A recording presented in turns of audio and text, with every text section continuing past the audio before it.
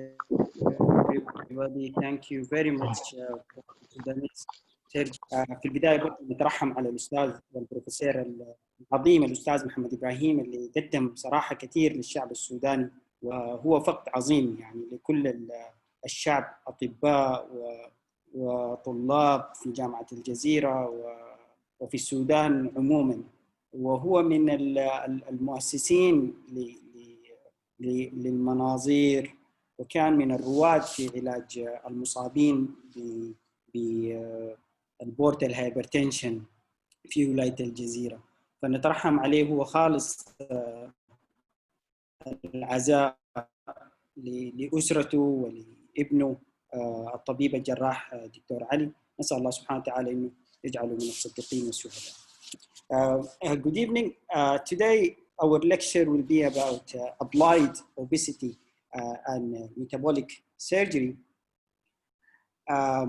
Actually, I put this slide to show you that obesity is a chronic disease and it needs a teamwork. It cannot be done by a single man. So we need a surgeon, we need a psychologist, we need an anesthesiologist, endocrinologist. This is our team, and the nutritionist and the clinical pharmacologist. So the lecture will be in a series. We will start today with the applied obesity and metabolic surgery, and then we will go forward for the other parts of the metabolic surgery. This is the hospital where I work in, Alsaaha, a specialized hospital.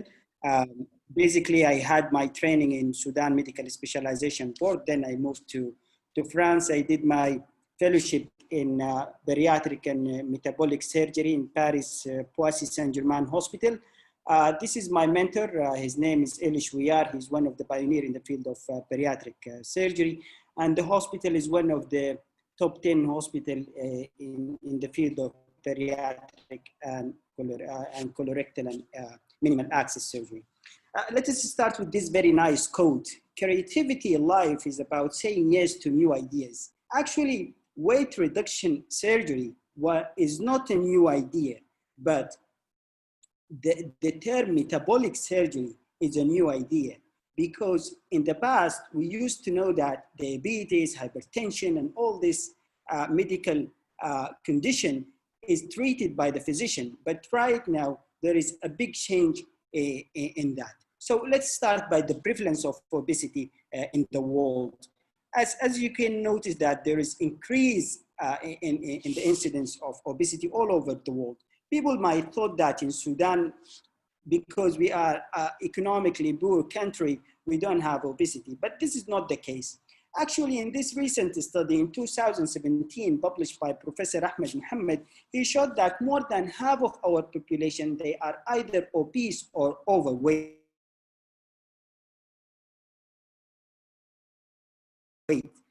And the percentage of people who is having, and more than that, in every 4 ladies in Sudan, we have one affected with obesity. And in every around 10 men, we have one affected with obesity. So, the problem is, the main thing that we have in Sudan is the central type of obesity. So let's start clinically, how we can assess the patient if we have a patient with obesity. We will start with the body mass index, where you can divide the weight in the kilogram divided by the height in the meter square, and then you can find the BMI. Why the BMI? Because the body mass index, it is correlated very much with a lot of diseases, including diabetes, hypertension, and all this. So the normal BMI, it's ranging between 18 and 25. But if you have more than 30, you consider to be having obesity. But please make a notice, any patient who is having obesity, he is a patient with obesity. He is not an obese patient.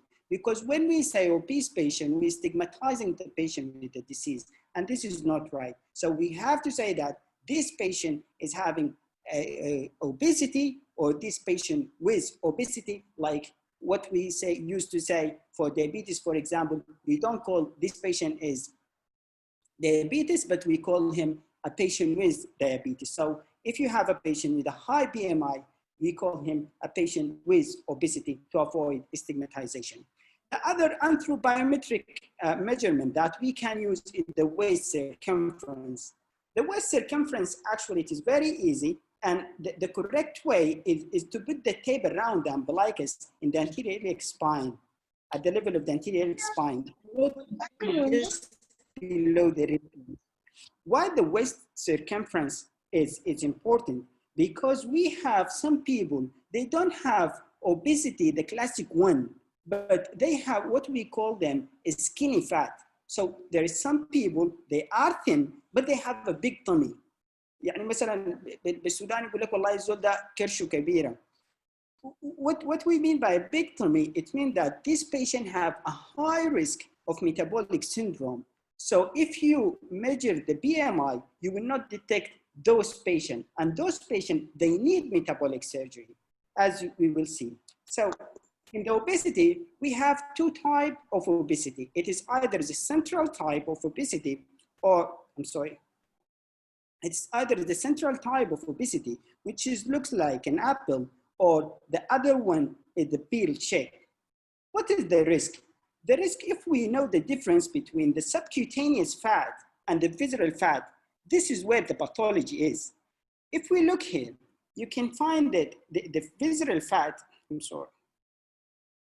the visceral fat, it is the fat that around the viscera, but the subcutaneous fat is not important metabolically, because the subcutaneous fat is not metabolically active, which means that it does not secrete any hormones. So the most important one is the central obesity, which is the more common type in Sudan, and it means that there is accumulation of fat around the organ. So what is the causes of obesity?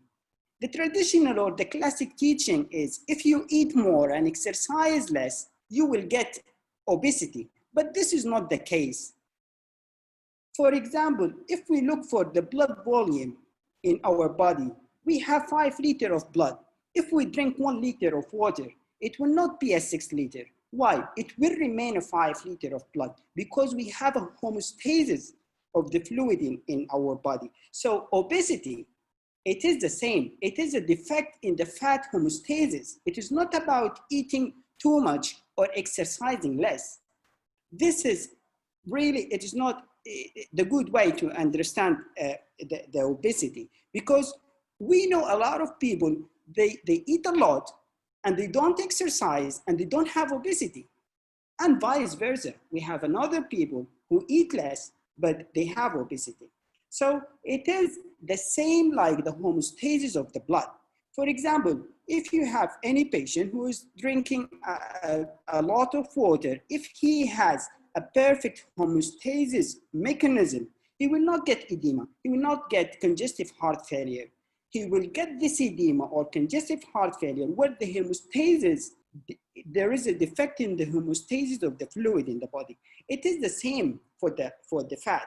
There is a mechanism in the body that controls the fat, including a lot of hormones, including the psychological, including the sleep, lack of sleep, a lot of causes. So let us make a deal. Obesity is not just about eating too much and exercising less. Obesity is a defect in the fat homeostasis. So what is the benefit of metabolic surgery? It is not a bariatric surgery, because bariatric it means that only for weight. It is a metabolic surgery. What a metabolic surgery? We alter the pathology, we alter the normal physiology in order to get a result. It is, as we will see in the next slide. So in the body, as we have a temperature set point, we have also a body fat set point. If there is any defect in this set point or in the homeostasis of the fat, the patient will get obesity. So the causes of obesity, it is a multifactorial, but basically it is a homeostasis of the fat defect. It can be due to genetic, due to sedentary life, but due to medication, due to psychosis, due to lack of sleep, a lot of causes. For example, if we look for the family history, we know obesity, it can run in family. So, and there is some congenital defect in the leptin, for example. This child, when he was 3 years old, he was having human congenital leptin deficiency. We don't do any surgery on those type of patients. We just give them leptin. So after they gave them leptin, this is the same child, after 7 years old, his weight became 32. And when he was 3 years old, his weight was 42. So obesity, it is not about eating too much or exercising less. It is bigger than that. So as we know also, the fast food now increasing in Sudan, and we are expecting after the American sanction be left soon, there is a lot of fast food restaurant in Sudan. We know that the soft drink, for example, one Coca-Cola, it can contain 10 cups of sugar. So for the first time in history, people, they can eat their daily requirement only in one meal. And right now, obesity death rate is overtaking the cigarette smoking. So what is the main problem? As I mentioned before, of the obesity, it is the metabolic syndrome. And we will have the metabolic syndrome when the visceral fat is increasing around the viscera. As if we can see if we can look for this CT scan, you can see that there is a lot of fat. The pancreas is swimming inside the fat. The liver is swimming inside the fat. This will result in diabetes type 2. If we reverse this, if we reverse the metabolic syndrome, if we could treat this visceral fat, we can treat the metabolic syndrome. So what is the metabolic syndrome? Metabolic syndrome, it is insulin resistance, visceral obesity, hypertension, high triglyceride, and low cholesterol. This will result in not only in the insulin resistance, it will cause a lot of problems starting from the head to toe: stroke, pulmonary disease, pancreatitis, cancers, including breast cancer, cervical cancer, colon cancer, gynecological problem, infertility, a lot of things. So if we can do a surgery that can reverse this metabolic syndrome, it will make a great change. And there is a strong correlation between diabetes type 2. As you know, 90% of people who is having diabetes, they have diabetes type 2. And 90% of people who is having diabetes type 2, they have obesity. For example, if we look for women, if the woman had BMI exceeding 35, she is having a chance of 93% of having diabetes. Just by increasing her BMI to 35, she is having a 93%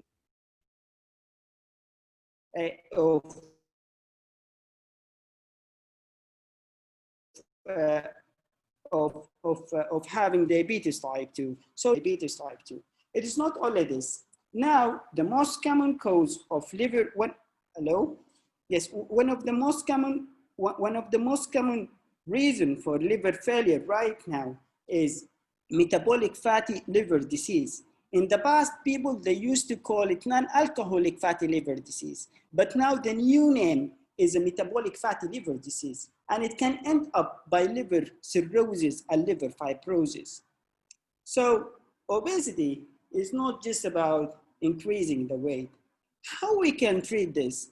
We have medical treatment for the obesity, but actually it is not effective as a long-term treatment. We can advise people to exercise more, to cut calories, to making healthier choices, prescribing weight loss medication, but I can tell you, this is not effective, even for diabetes. For example, for diabetes type 2, the available medical treatment right now, only 10% of patients ever achieve control.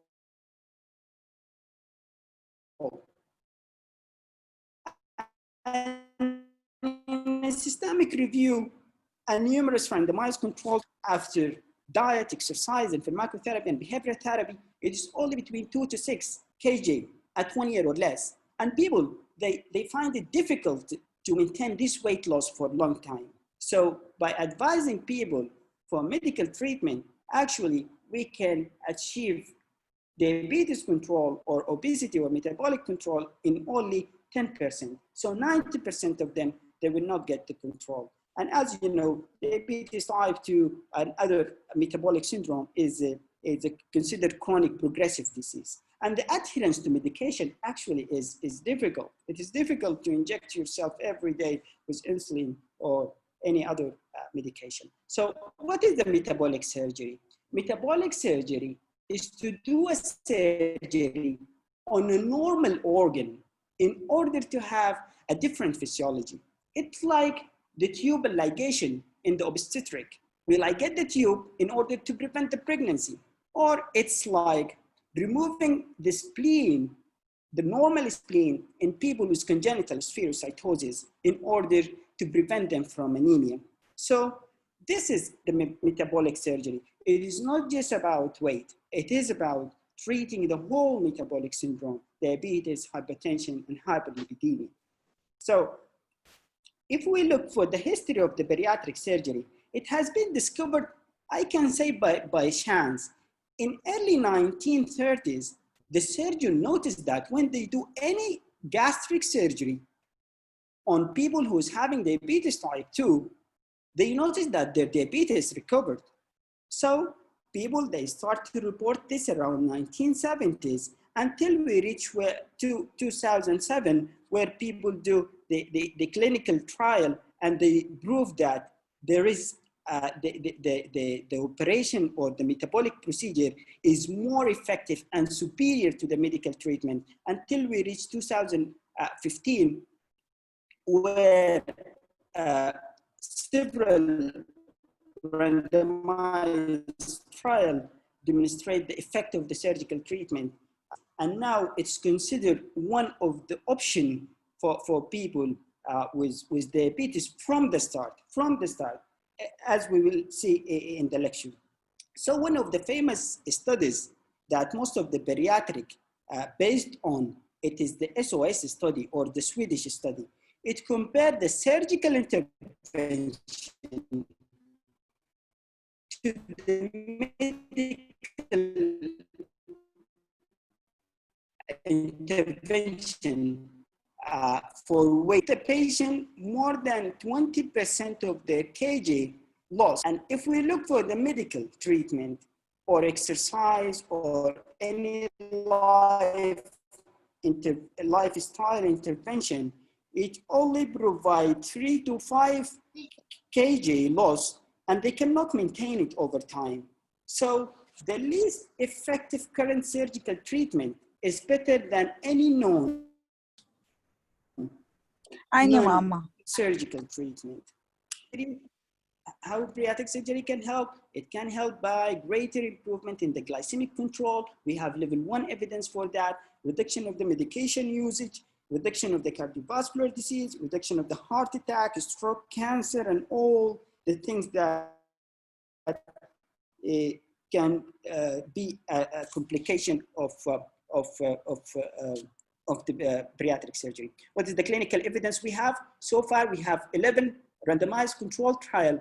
All of them, they are in favor of metabolic surgery over the non-metabolic surgery. So bariatric surgery associated with greater weight loss, higher remission of type 2 diabetes, metabolic syndrome, better lipid profile, and greater improvement in the quality of life, a substantial reduction in the medication requirement.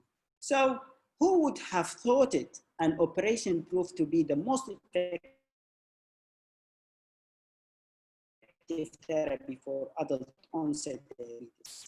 For example, in 2015, they took 2 groups of people, anti-diabetes medication, and they put those 2 groups. One of them, they continue on their injectable anti-diabetes medication, and the other group, they underwent surgery.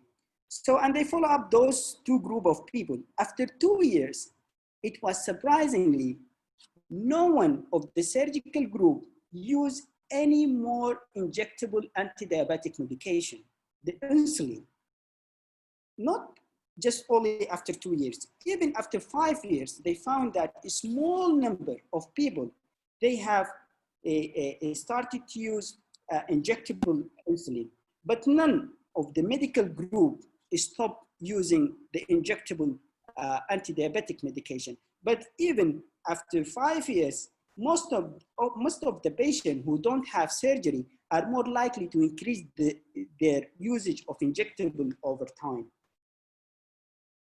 Also, one of the famous studies, the STAMPed trial, where it showed that surgery were superior to intensive medical therapy in achieving glycemic control. This is maybe a surprising, especially for the physician, because we used to know that diabetes is a physician job. It is not a surgeon job, but I think it's not anymore.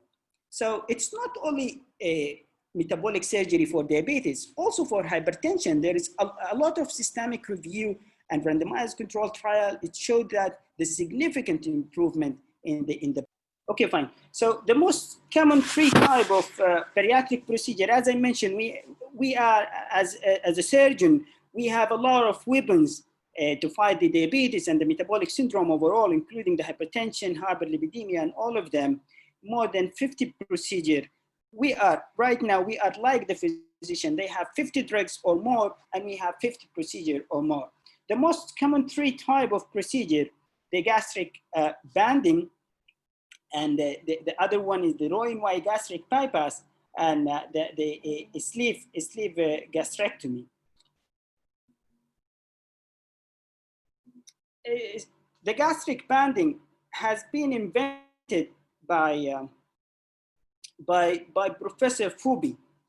Professor Fubi, he's an African-American. Right now he's practicing in India with the Hague Center. But the problem with the gastric banding now, it's not popular because it does not alter or change the hormones.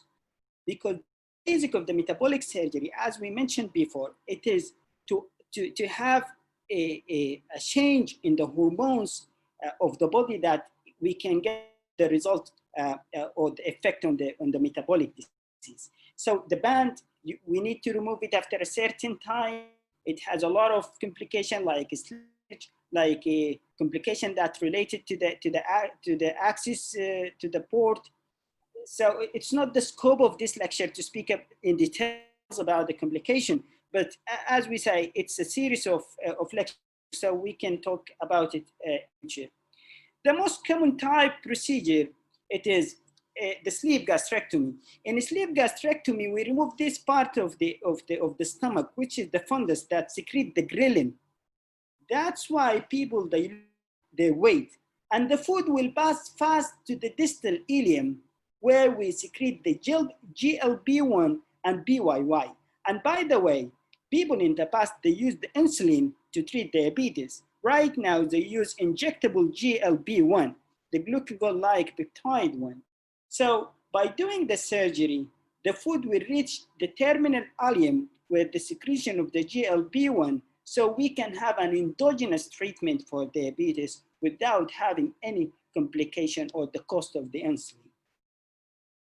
So sleeve gastrectomy, it is the most common, invented by Michel Guerney in 2000 in Canada, and then it became one of the most popular and common laparoscopic procedure worldwide. Right now, it outnumbered in some countries cystectomy.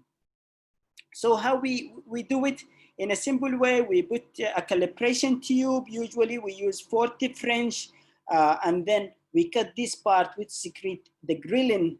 So the food will, the patient will eat less because it is a restrictive procedure, will eat less, and he will not feel any hunger more. We remove most of the ghrelin out the body, and the food will reach to the distal gut, where the hind gut hormones are secreted. There is different type of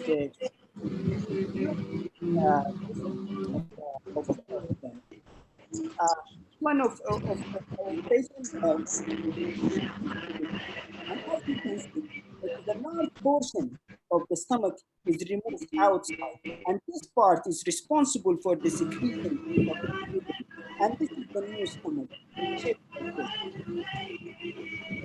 The other procedure is the Roman Y gastric bypass. I think someone was having an audio, if you can mute, yeah, okay. The next common procedure is the Rowan Y gastric bypass. In the Rowan Y gastric bypass, the idea is to make a small pouch and then we make two connections, one for the food and the other for the bile. Usually the gastric bypass, it's more effective in people who's having diabetes. Why? Because the food will reach the hind gut and then we will secrete the endogenous GLP and BYY. The GLP-1, as I mentioned before, it is very effective in the treatment of diabetes. And by the way, most of the patients, their diabetes improved even before the weight loss. Some of them, before they discharge from the hospital, in the second and third day, their diabetes improved and they stopped using the injectable. Sometimes they stopped using the oral hypoglycemic. It's really very impressive. The new one of the common procedure in bariatric, what we call it, the one anastomosis gastric bypass or the mini gastric bypass. The difference between the mini gastric bypass and the Rowan Y gastric bypass, in the Rowan Y gastric bypass, we have two connections, one for the bile and one for the food. But in the mini gastric bypass, which has been invented by Dr. Rutledge, he's an American trauma surgeon, there is only one connection. So the problem of the mini gastric bypass is the bile reflux.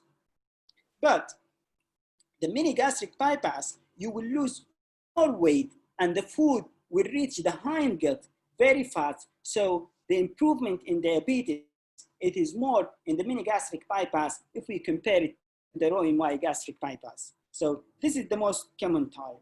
So what is the effect of the surgery? Because we restrict the stomach, so the patient will eat less, there's caloric restriction.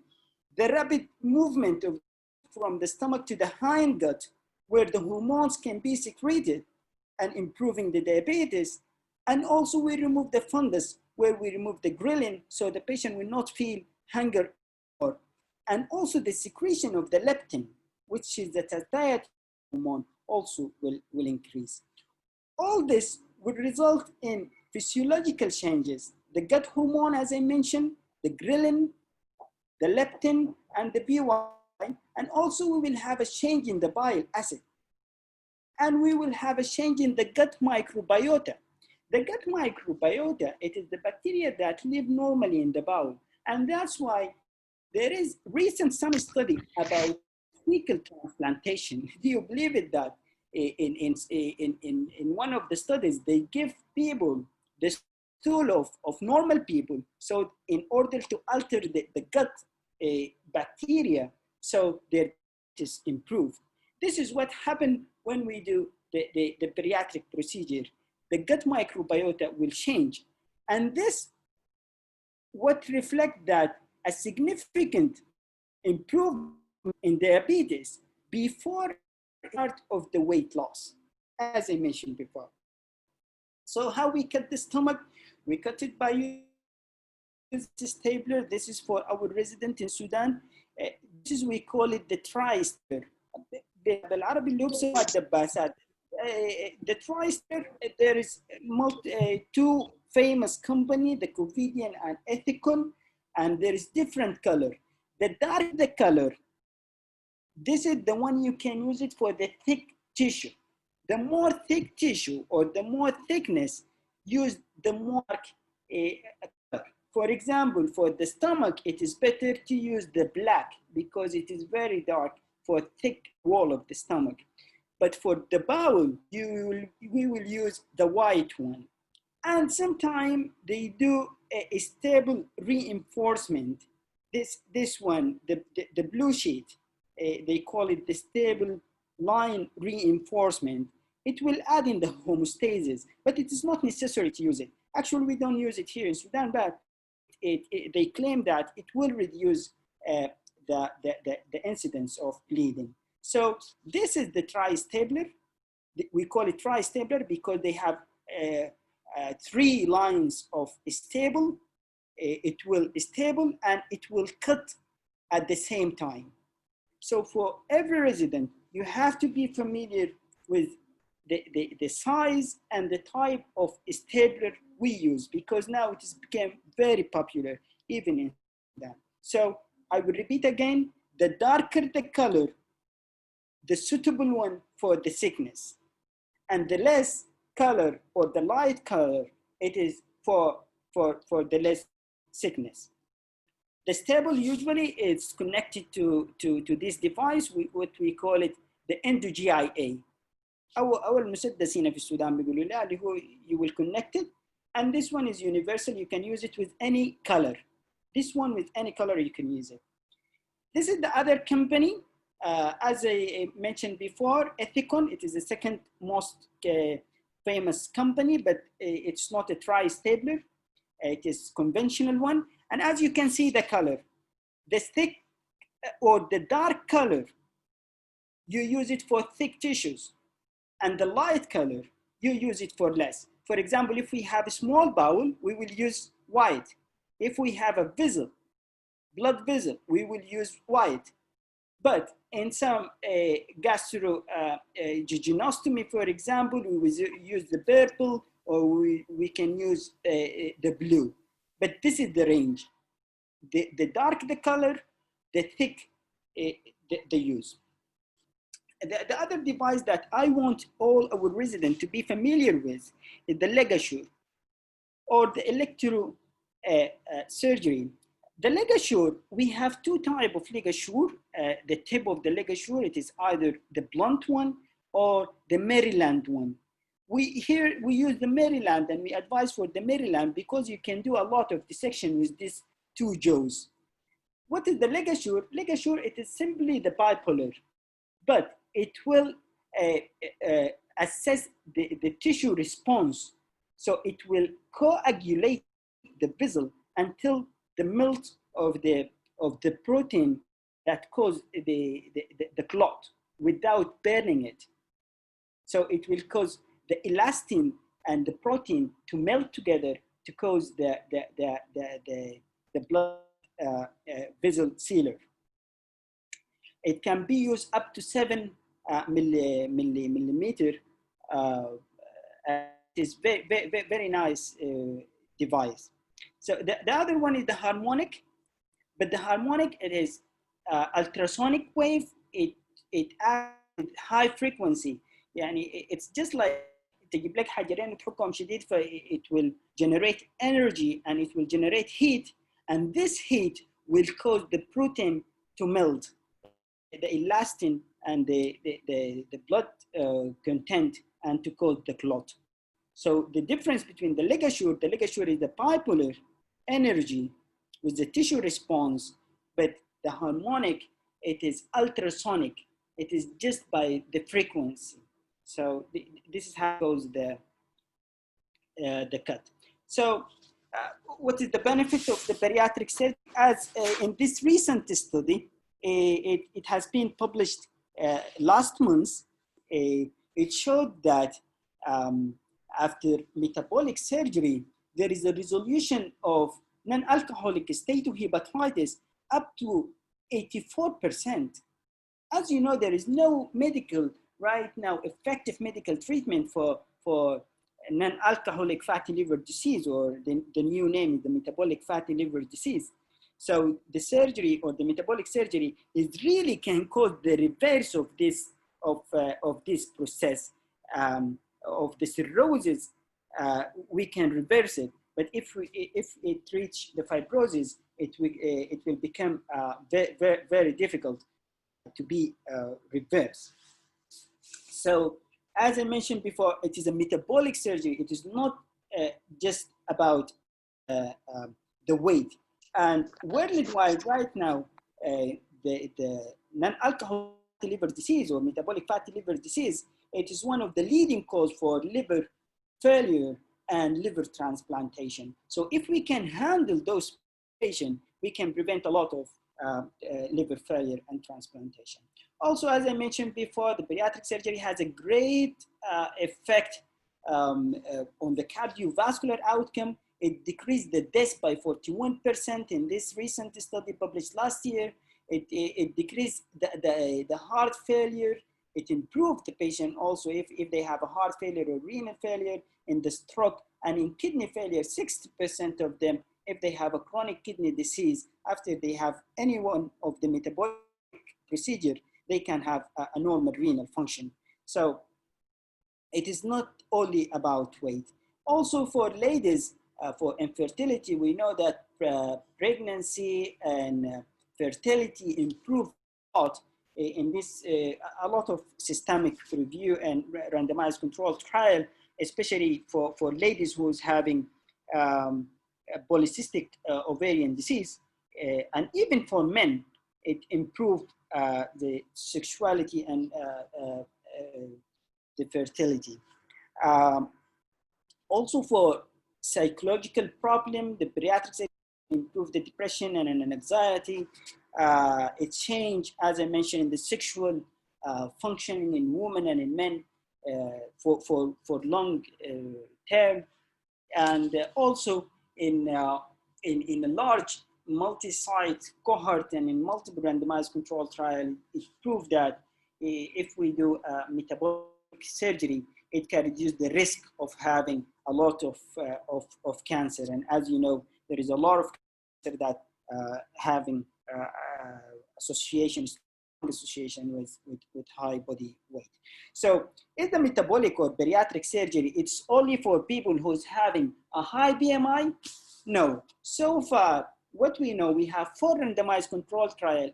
It proved that for people who's not obese, as I mentioned before, the skinny fat, or people who's having diabetes type 2 and control, you can use the metabolic surgery to treat their diabetes, and it is more effective than any non-surgical treatment. I will repeat, the least effective metabolic surgery is more effective than any a non-surgical treatment.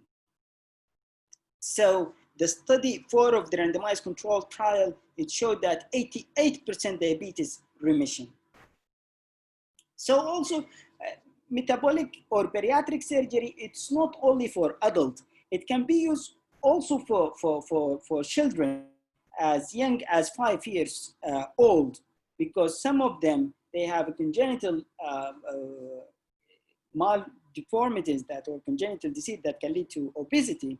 So bariatric surgery or metabolic surgery can be used on the pediatric age group without any effect in their future growth or any impact on their life.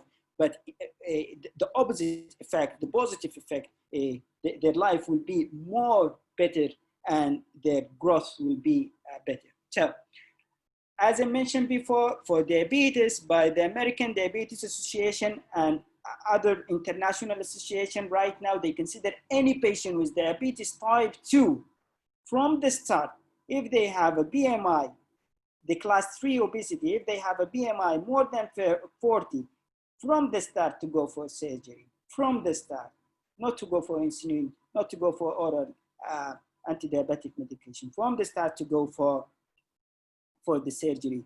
For people who's having obesity with BMI 30 and less than 30, then you can try the medical treatment in this algorithm. And if there is no response, you will go also for metabolic surgery. So let us emphasize this point. Any patient who is discovered to have diabetes type 2 and he is having a BMI more than 40, this patient, according to the international recommendation, to go for it directly without any medical treatment, because as you know, diabetes is the chronic progressive disease and can lead to a lot of complications. So if there is a predictor that we can predict which patient will respond to metabolic surgery, which patient will. For diabetes, I can say there is a lot of scoring system. One of the famous one is the ABCD scoring system. It stands for the age, B for the BMI, C for the C-peptide, and D for the duration. To make it in a summary, if a patient is young and he's having diabetes recently and his weight is high, his BMI is very high, this patient is having a great chance of complete remission from diabetes type 2. And the vice versa. If the patient is elderly and he is not that fat and the duration of diabetes is more than 10 years, the remission rate, the complete remission will not be the same, but they will have all of the patient, even young, old, if they have a metabolic procedure, they will have some sort of improvement. For example, if they use injectable anti-diabetic medication after the metabolic procedure, at least they will be on oral, or some of them, they will be only on diet control. But for young people who's having high BMI and their C-peptide, because the C-peptide, it will reflect that the pancreas is working. So if the C-peptide is high also, it is a good indicator. So just remember with me that if you have any patient who's diabetic or recently diagnosed with diabetes, apply this ABCD scoring system, and if his BMI is more than 40, from the start, him to the surgery. So after the surgery, as I mentioned, some of them will have complete remission, some of them will have partial remission, and all of them, they will have improvement regardless of what type of surgery they had. So as I mentioned before, it is not the scope of the complication of the bariatric surgery, but overall, I can reassure you that it is a surgery right now because the learning curve is increasing, and the type of instrument we use is improved a lot. So one of the complications that can happen, and the most fearful, it is the leak in the stable line. Usually it occurs at the angle of his, and the leak, the percentage actually is less than 1%, especially in redo surgery in men, in people with very high BMI. The type of stable you use, the staplers. For now, if you use the black, the thickest one, the thick one, and the black one, the chance of having leak is really very low. Also, there is a risk of bleeding like any surgery, internal hernia, especially with the bypass. Sometimes the small bowel can pass forming inside. And this is one also of the risky complication. We will talk about it in the next lecture about the complication of the bariatric surgery, and also the DVT and the splenic vein or portal vein thrombosis, and the GERD, especially with sleeve gastrectomy. But all of this can be treated medically, and with good technique and good selection of the patient, we can avoid a lot of these complications. And if we outweigh the complication against the benefit of the bariatric surgery is really great. It can increase the life expectancy by more than 14 years. After the procedure, usually we advise our patient to take their vitamins.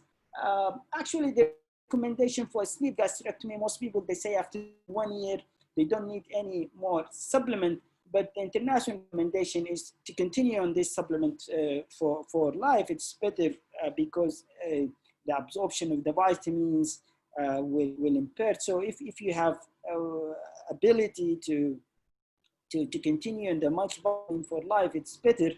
But as general, people after sleeve gastrectomy, they don't need the vitamin if they eat well after the 1 year.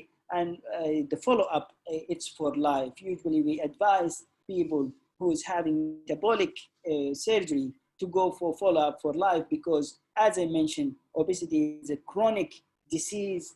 It needs the team work to treat the patient. And one of the complications of the surgery also is the weight regain. So we need to involve all the team, because as you said before, some of them, they have hormonal deficiency like leptin, they don't need surgery. So you have to assess the patient well before they go to the surgery. So before to advise your patient to go for metabolic surgery, they have to be assessed by a full team, not only by a surgeon.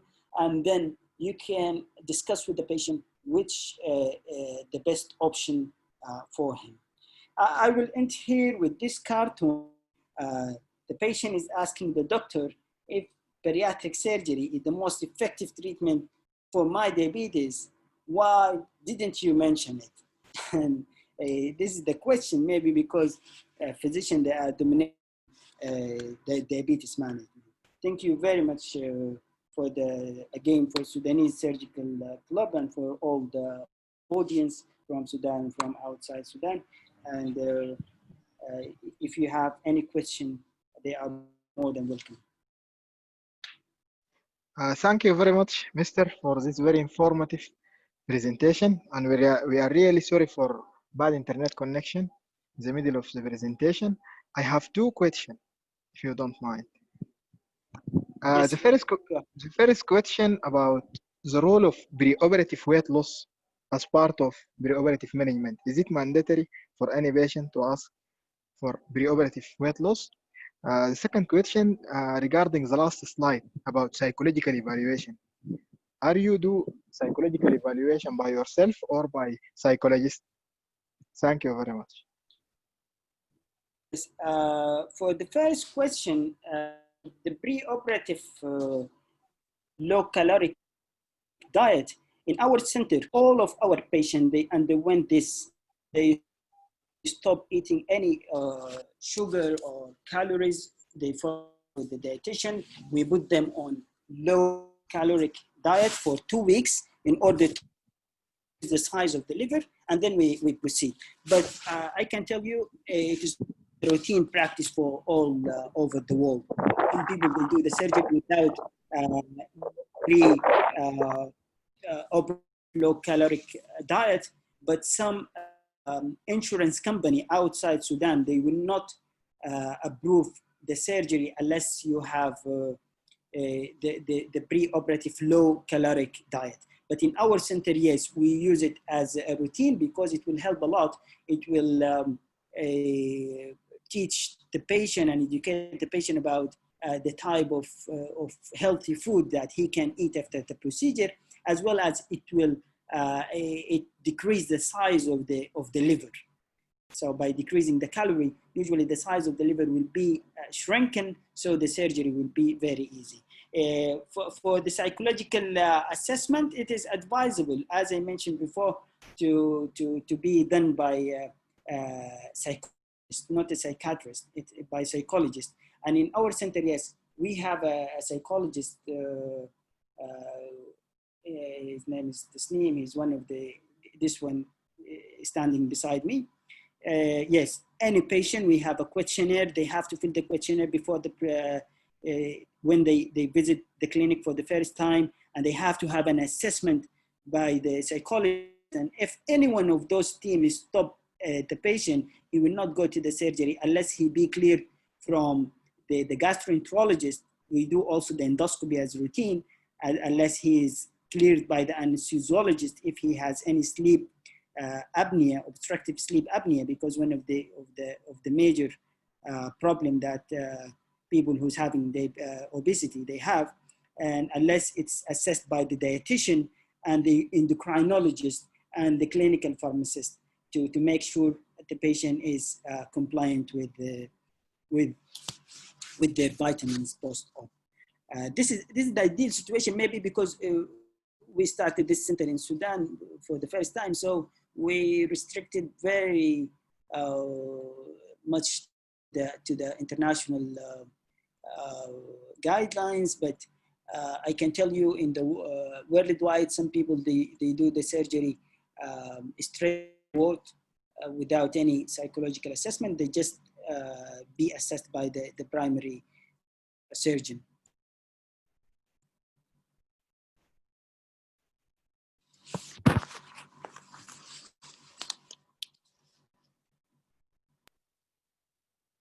I hope I have answered your question. Yes. Dr. Mohamed Ibn Auf, can unmute yourself, please. Hello, Dr. Mohamed Abdullah. Thank you very much for the brilliant and the nice presentation. My question is a technical question regarding the service of bariatric surgery. Is it applicable for the registrars and the trainees to have a chance to get a closer look to bariatric surgery? The question in another words, can bariatric surgery be installed in governmental hospital or some university hospitals? Thank you very much. Thank you, Mr. Mohammed, for question. This is very nice question. Actually, I'm very advocate for training registrar to start doing the bariatric procedure. Of course, they have to start in year one by doing laparoscopic appendectomy and laparoscopic hysterectomy, but they have by the end of their training, if they get the chance to do at least one of sleeve gastrectomy, I strongly recommend this, because where I had in France, it is part of their training program to do at least sleeve gastrectomy before they finish their rotation. Is it applicable to be done in the governmental hospital? I think yes. Before I came to Sudan, I might answer no, but right now I think yes, because we can, of course, we can, according to our financial situation, we can use instead of a standard for the stapler, we can use the Chinese stapler. There is a lot of people, they use it and they have a good outcome with it. So the main problem is the cost. But if we wait the complication of the metabolic syndrome, especially in our country, more than 80% they have an income less than $2 per day. So it is very hard for them, if they get diabetes or hypertension, to be compliant with the insulin and with antihypertensive. So if the Ministry of Health can help by establishing at least one unit, so we can start to do the training, and at the same time to help those poor people, because I don't think they will be able to compliant with the treatment, especially for diabetes and for hypertension. We know there is a lot of tragedies in Sudan regarding the compliance with the treatment because of the financial reason. So if you have one procedure that you can done for the patient, especially if he's young, and you can save him from diabetes, hypertension, and all this metabolic syndrome, I think, especially in low-income countries and in Africa, per se, we have to advise for the metabolic surgery strongly. And in order to spread the culture of metabolic surgery, we have to teach the resident. And by the way, the learning curve is not difficult, especially for the sleeve gastrectomy. If you have been trained by any surgeon who's having the expertise, is very easy by doing only by attending 10 and by doing like 2 or 3, you can master it, especially for easy cases. So I strongly recommend starting the metabolic surgery in Sudan.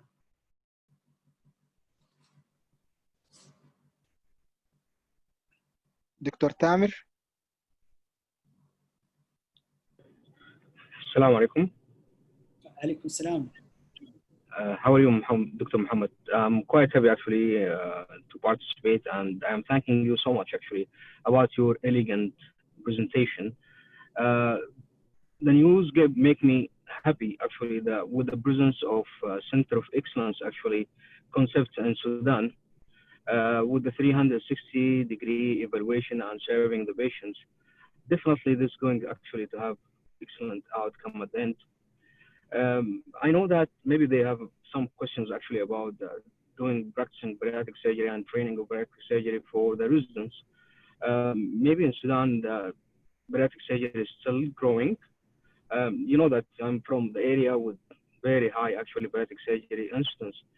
And we actually let the residents doing the sleeve gastrectomy while they are second year actually from their residency. This maybe they don't stable at the beginning, but at least they mobilize the stomach. Dr. Mohamed, thank you very much. Just my question is about the new era of the glutamide medication like Victoza and Saxenda, which seems to be very effective actually in weight reduction and improving the diabetes actually with the obesity. So in relation to this, how could you compare such medications in relation to the classical bariatric surgery and its outcome of the patient without the risk of complication that's related to the bariatric surgery itself? Thank you very much. Thank you, Dr. Mohamed Bashir. Regarding the recent medical treatment for diabetes, if we compare it to the bariatric surgery, to my knowledge, until now, I don't think, because they are recent drugs, we don't know the long-term complication of this medication, but I can tell you they are very expensive. For example, the GLP-1, which can be secreted endogenously, as I mentioned in the lecture, it's very expensive, and especially diabetes, you will use this treatment for a long time. So we can wait and see if they are more effective than the bariatric procedure, but I can't tell you in a bariatric procedure, especially for young people, just by doing one procedure in one time, you can give him a great relief and complete remission in young people from diabetes. I will go for surgery.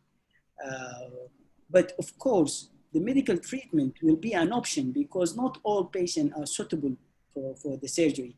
But if the patient is young and he is suitable for the surgery, so far, up to my knowledge, and according to the clinical trial, the surgical treatment, the least effective surgical treatment is more effective than the medical treatment.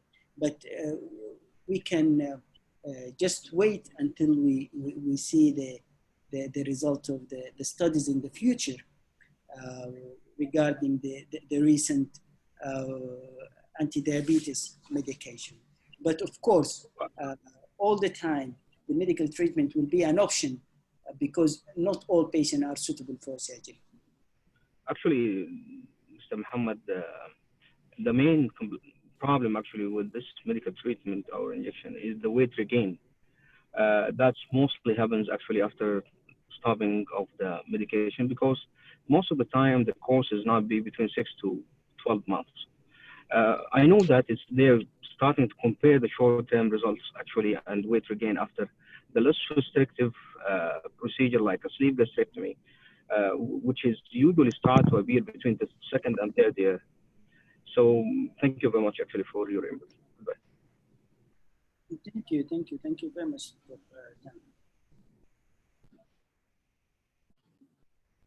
And this is the slide where it showed that there is 11 randomized controlled trial. All of them in favor of the surgery rather than the medical treatment, and this has been published in 2016. So far, the evidence that we have is for people with BMI more than 35, the surgery is more preferable than the medical treatment. Yes? Hi, good evening. Do you hear me? Yes. Yes. Hi, good evening, everyone. I will just introduce myself. My name is Nisreen, and I'm a bariatric surgeon from Qatar. First thing, congratulations, Mohamed, for the very nice presentation. Actually, tried to summarize all the bariatric surgery in 1 hour, which I believe is so difficult. And congratulations also for the organizers to organize this events despite all the difficult situations in Sudan. So good luck for all. I just want to comment about the question raised by, I think, I forgot the name, but the doctor who asked about the training.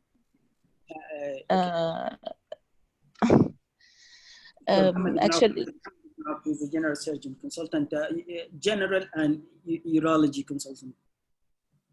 Yeah, okay. The question actually is very nice, and it's a good thing that you raised this issue. I hope that one day really the training of bariatric surgery will be part of the residency program in all Sudan. As Mohamed speak, that is very important, and it's a growing field with many with benefits that cannot be doubted. The thing is just that I want to say that the training itself, as Mohamed said, I just don't agree with him in this point that he said it's so easy and it can be done or given to residents in his first or second year. Who is not deep into bariatric surgery will say that the sleeve is a very simple operation, although there are very delicate steps that needs to be undertaken. And it's good for the residents to have the training, but I will encourage always to be supervised. Mohamed, he's doing a great job in Sudan by having all the center with a multidisciplinary team, which is not done in most of the countries outside. And this is something we really encourage. So I believe the bariatric surgery patients is different from any other patients who come to have a surgery. He's different from the patients with gallstones or with appendicitis. He doesn't see himself as a patient. He come expecting just to improve his life. So having a very minor complication will be like a disaster for the patient because he has many demands and expectations. So we really need to be careful. I don't say that we don't encourage the practice. No, of course, we will try to support as much as we can. But always we need to be very cautious in order to progress. Mohamed has an excellent training, which I really, I'm so happy and proud of him that he fought and he tried his best to get the best training. So I believe we just need to progress in a very cautious way. And also I want to comment about the medication used, the bariatric medicine. Also, it's a very it's a very good branch of bariatric itself. We see so many patients getting extreme benefits of bariatric injections or medicines, of course, under bariatric physician's care. I'm not sure if in Sudan there is this branch and their medicine, but it's also an evolving branch, and we encourage it to be to flourish. The reason is that sometimes you have patients who have a very high risk to go for anesthesia, although the results of the surgery are always superior, but still sometimes you will find a patient who maybe will have a very high BMI, for example, 45 or 50, but still he's either scared to go for surgery or he is a very high risk. So still bariatric medicine in our team here, they play a very important, crucial part in cases, medical weight management, and also for the surgery for adolescents. You are not eligible. I'm sorry, I spoke a lot, maybe.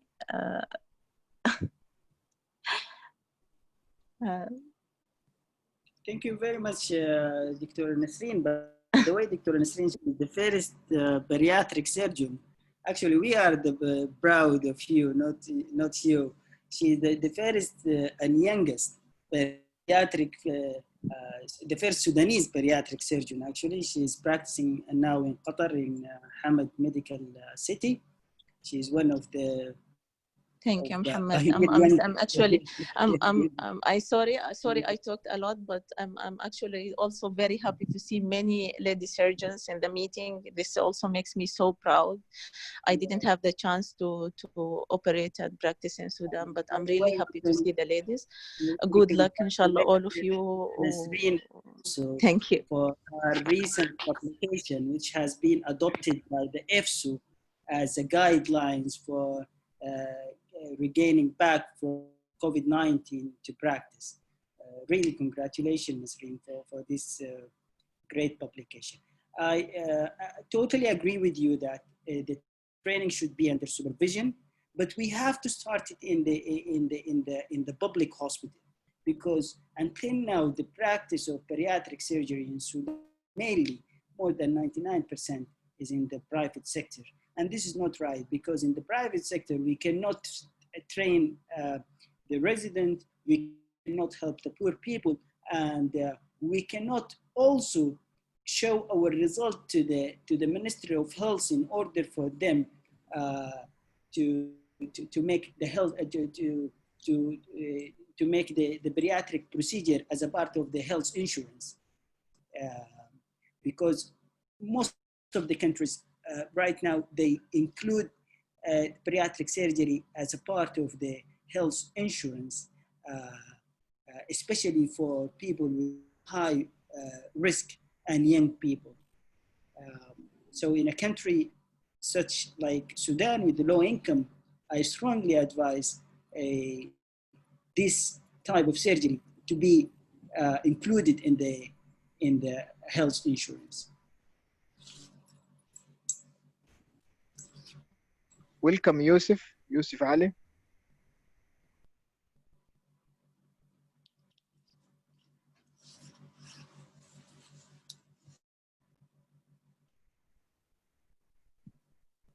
Welcome, Dr. Yusuf.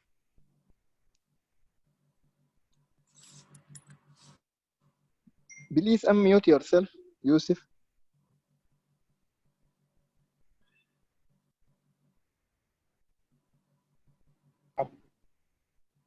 Hello, Marhab. Yes, I'm hearing you, Dr. Yusuf. Yeah, go ahead.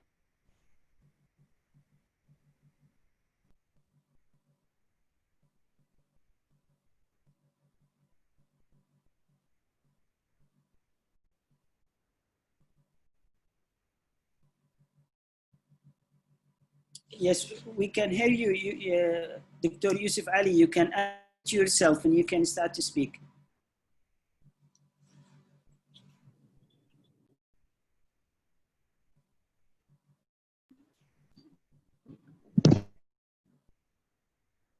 سامعني مرحب. ايوه سامعينك اتفضل. I ask about the standard. I ask about the standard. We depend on them to determine the success of the operation. And can we do the operation, re-operate the patient many times? I'm sorry, I didn't get the first question.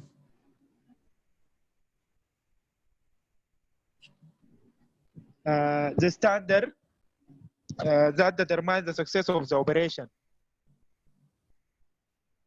Okay, yes.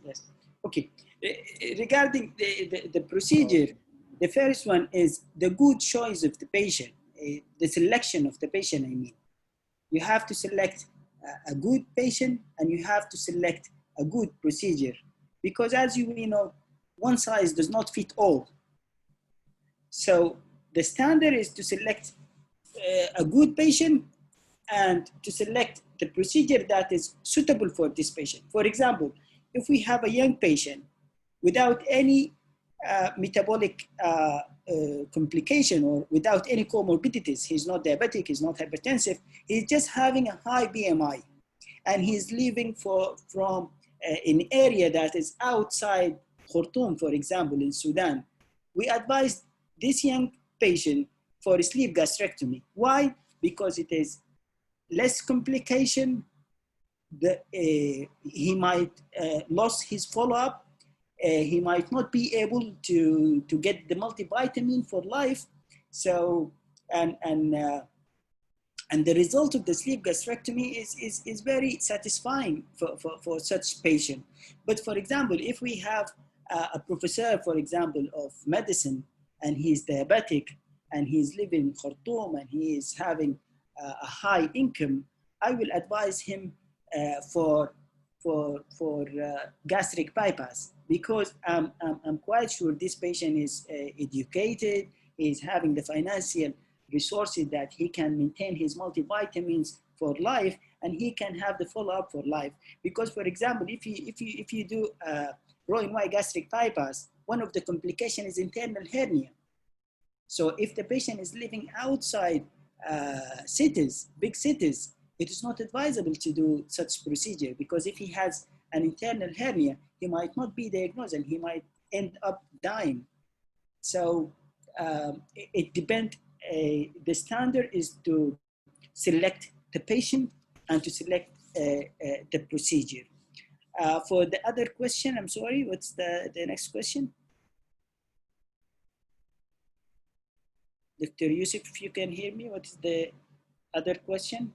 The first question is the standard procedure, and the second question?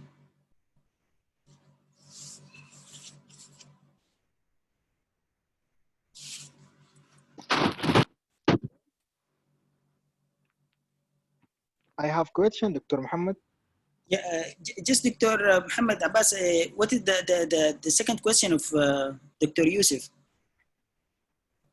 I don't hear the question. Okay, okay.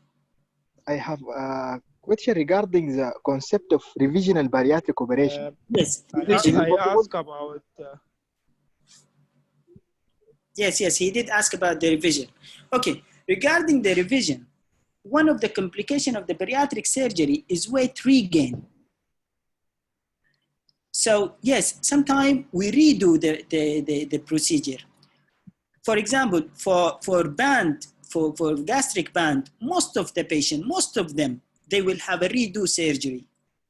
They will either convert it to sleeve gastrectomy, to Roux-en-Y, or to mini gastric bypass, but all of them, they will have another procedure.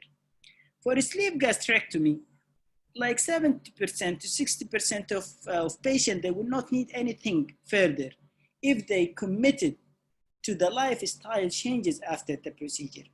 Because the metabolic procedure, it is not the end solution for all the problem of the patient. They have to have a good lifestyle after the procedure. For example, if you do sleeve gastrectomy for one patient, and after the procedure, immediately he starts to eat high caloric diet, and he is drinking a lot of soft drink, the stomach with time, it will dilate. And it might reach, after 3 years, it might reach the normal size of the stomach before the procedure. Or sometime we do for those patients, we need to redo the surgery. For the gastric bypass, most of the patients, they will not have a redo. But sometimes also, if they don't complain with the lifestyle changes after the surgery, the gastric pouch might dilate. So sometimes we need to reverse, or sometimes we might need to redo the surgery for the complication. If we have a fistula, sometimes we do other procedure like fistula jejunostomy, or sometimes if you have a stricture, you have to convert for Roux-en-Y gastric bypass. If you have a GERD, gastroesophageal reflux disease, also we can convert. So the indication for conversion, or for the indication for redo surgery, it is either the complication of the first surgery, regardless of the surgery, or the poor compliance of the patient, or to correct if there is any mistake or in the first procedure. But yes, sometimes we do more than one procedure. For high BMI patient, we can do the procedure in 2 stages. The stage 1 is to do the sleeve gastrectomy, and then after like 6 months or 1 year or 2 years, after they reduce their weight and they become fit for more invasive surgery, we can do, for example, a duodenal switch or other type of bariatric procedure. I think we can talk more about this in the lecture of the complication. I hope Dr. Nisreen will talk about the complication of bariatric surgery.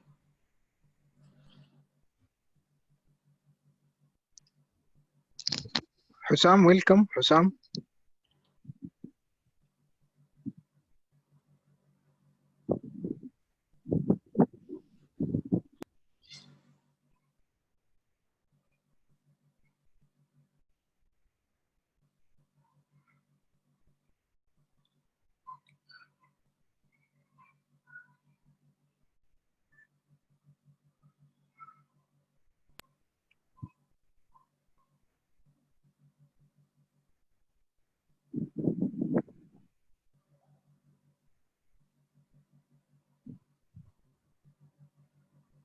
Dr. Hussam.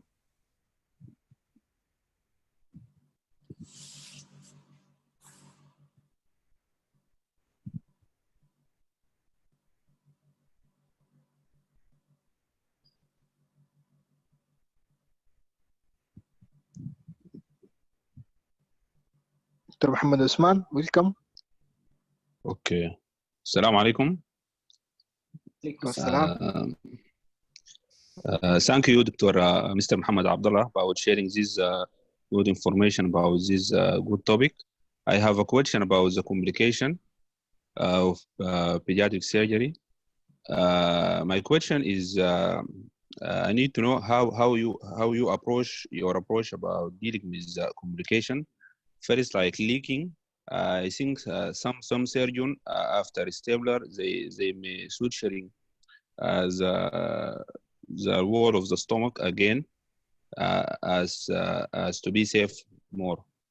The second question, how you deal about thromboembolic event to prevent the patient. We know this patient is have high risk of thromboembolic like DVT and pulmonary embolism. The last one, most common complications the patient came after surgery with symptoms like gastritis, vomiting, and nausea. So my question is to told us about your approach to deal with this, such as this complication. Thank you again. Okay, regarding thank you very much for this very nice question.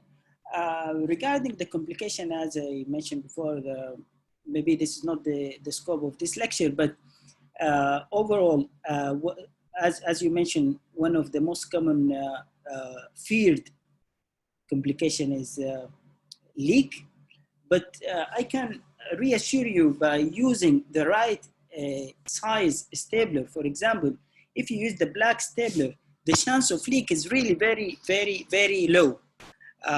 We start to do the bariatric procedure now in Sudan for almost 1 year, and we use the black stapler, and the chance of leak is really very low. We don't have it so far, and I hope we don't have it in the future.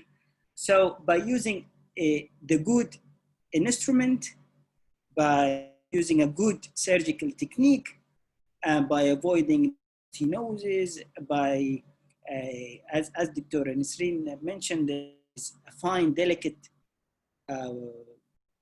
skills. But if you have it, the chance of complication is low. But if you have a leak, most of the time it can be treated conservatively, just by doing a CT scan, and you can put a drain, you can do endoscopy, and you can put a stent. Sometimes you can do surgery by doing fistulogenostomy, or you can do a big tail cannulation for the leak. So I hope in the lecture of the complication, we can talk more about what is the complication and how to handle it. Regarding the stable line, as I mentioned, we don't use actually more than the stable here in Sudan. Why? Because if you use suture or if you use reinforcement by example by the SIM guard, this one they call it SIM guard. الورقة الزرقاء دي بيسموها SIM guard. It will reinforce the stable line and it will reduce the bleeding. And some people claim that it might reduce the leak, but there is no proof. But it will reduce the bleeding. But however, some people, they use stable line reinforcement by suturing. But I can tell you, if you suture more, you will cause more ischemia, because already if you trust your stable, there is no need to increase the risk of ischemia by putting reinforcement SIM guard or by suturing the stable line. But this is the practice we had here in Sudan. But where I had my training, they use SIM guard as a routine for every patient as a part of the stable line reinforcement to decrease the incidence of the bleeding. But the recommendation, by the way, most people, they favor a stable line reinforcement either by suturing or by using the SIM guard. But I can tell you, if you use the black reload, now we are reaching almost more than 100 cases in Sudan. If you use the black reload and after you stable the tissue, you wait for like 1 or 2 seconds, the incidence of leak, it might reach 0. And there is a published paper, by the way, regarding the black stable, say, published from France. It showed that the risk of leak, it might reach 0 if you use the black stable and you wait just for 1 or 2 seconds for the stable line and for the coagulation and for the fluid to be shifted from the stable line. So there is no need, I think, for in my opinion, I think there is no need for reinforcement, because any reinforcement by suturing or by SIM guard, it will increase the ischemia, and the ischemia, it will increase the chance of stricture and the chance of leak. So I myself, I don't advise for reinforcement, but worldwide people, they use it.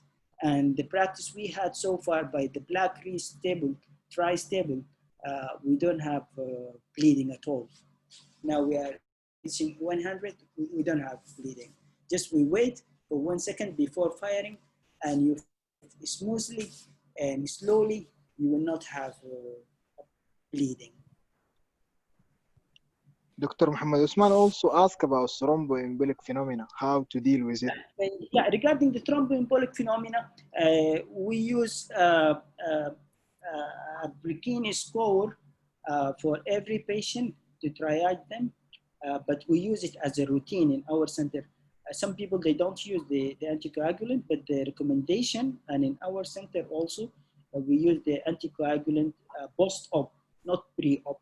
Post-op, we use the low molecular weight heparin for 15 days until the patient became fully mobilized and until he became drinking adequate amount of fluid. So it is a routine, because those people with high BMI, they have a high chance of developing DVT.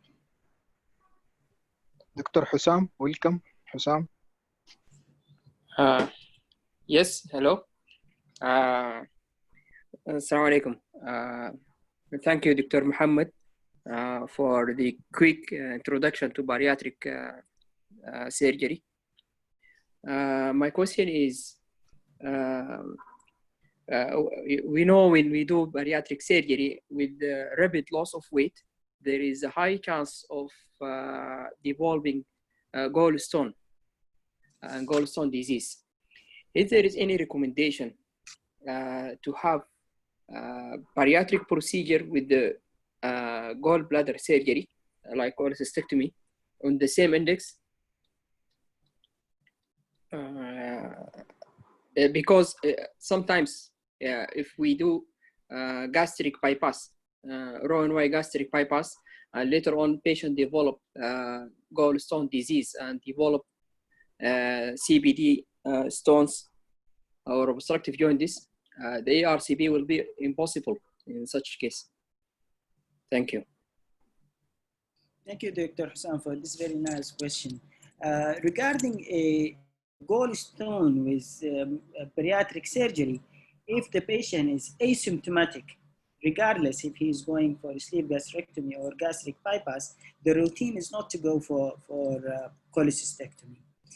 Some people, they use oxycholic acid post-op for 6 months, and they claim that it will reduce the chance of gallstone by 30 to 40%. But as general, if the patient is symptomatic before the surgery, and usually people, they take it with them in the surgery. But if they are asymptomatic and they have a stone, to do a prophylactic cholecystectomy, I think there is no international consensus or agreement on that. But as you mentioned, yes, if the patient will undergo a bypass and there is a lot of stones, especially if they are small stones, I think it is better to do cholecystectomy at the time of surgery. But it's not feasible all the time, because sometimes maybe the surgery will take a long time. Some insurance company will not pay for 2 procedures at the same time. So it's a dilemma, but in general, if the patient is going for metabolic surgery and he's having a stone and asymptomatic, we will not do anything for it. And there is no consensus to my knowledge. Dr. Nasreen is there if there is any recommendation regarding this. But yes, it is wise and advisable for patients with bypass to do cholecystectomy to prevent the future chance of having complication. And by the way, not all patients who is having bariatric or metabolic procedure and have rapid weight loss, they will have asymptomatic gallstone. So I hope I might answer your question.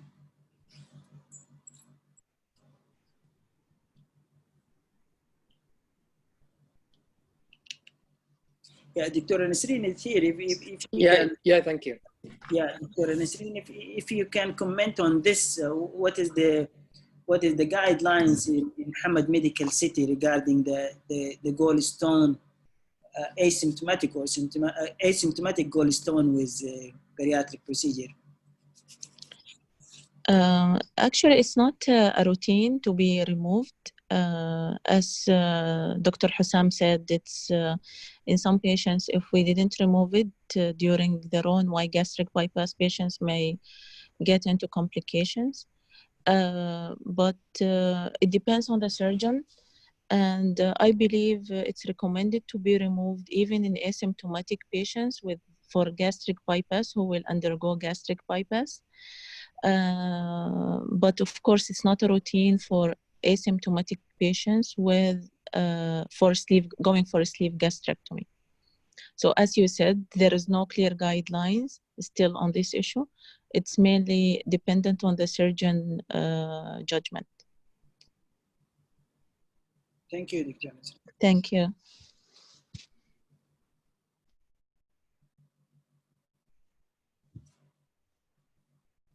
Dr. Tamer, welcome. Yeah, assalamu alaikum. In regard actually of the same issues of the gallstones, I have some input actually about the indication of cholecystectomy with bariatric surgery. For those definitely with symptomatic gallstones before the surgery, it's indication during the bariatric surgery itself. For those with asymptomatic bariatric surgery, as Dr. Nasreen said, it's preferred actually to do the cholecystectomy at the same time for those with the gastric bypass procedure. The question is about those patients whose DNA, actually some surgeons, they go beyond this. doing a prophylactic cholecystectomy for non-presence of the gallstones. I don't think there is consensus actually about this practice, because actually there is a lot of diversity about in the literature about the risk of gallstones development. So you read a lot of studies. Conclusion, there is between 17 to 64% the presence, actually the development of gallstones, and I don't think this is, and about 50% of them they actually present with symptoms. So the number actually of symptomatic stones after the massive weight loss is not really high. So prophylactic cholecystectomy for non-presence of stones definitely is not indicated. But if you go actually with the American College of Gastroenterologists guidelines and with the NICE guidelines actually, for those, as Dr. Ansel said, for those with the presence of gallstones before the surgery, before the bariatric surgery, if they're going to do a bypass, definitely the cholecystectomy is indicated. And for those they don't going actually to do a doing a bypass gastric or biliopancreatic diversion, actually then we don't need actually to touch the stones once it's still asymptomatic and there is access actually for the ERCP in the future if the stones goes to the common bile duct. Thank you very much. Thank you, Dr. Tamer. Of course, because the cholecystectomy, at the end of the day, it is a surgery and you might cause injury. So if there is no indication in asymptomatic and, for example, for sleeve gastrectomy patient, it is better to avoid problem. And also there is no consensus on the prophylaxis medical treatment post-op for the gallstone. Some people, they use the choledioxycholic acid, but there is no consensus, and it's not a routine practice worldwide. Some people they give it, some people they don't, because it's a medication and it has side effect as well.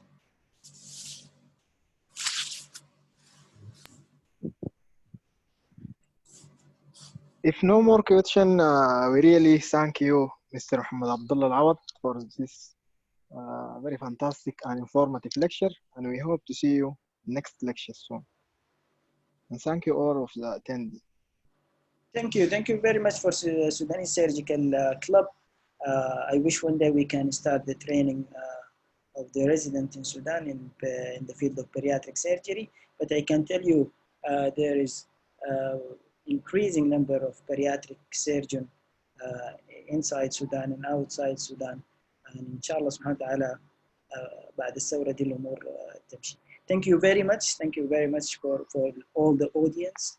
And inshallah, the next lecture, we hope Dr. Nasreen will give it regarding the complication. Thank you very much. Thank you all of you. Thank you. Good night. Thank you. Thank you.